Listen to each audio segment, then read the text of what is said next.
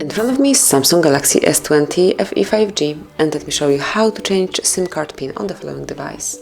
So at first you have to unroll the list of all apps, go to the settings, then click on biometrics and security, and now reach other security settings.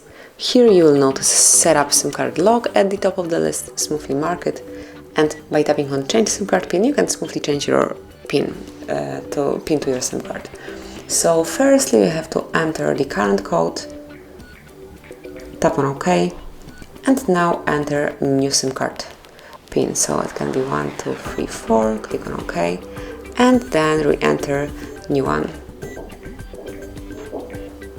Click on OK, and that's it. As you can see, SIM pin has been changed, so that will be all. Thank you for watching.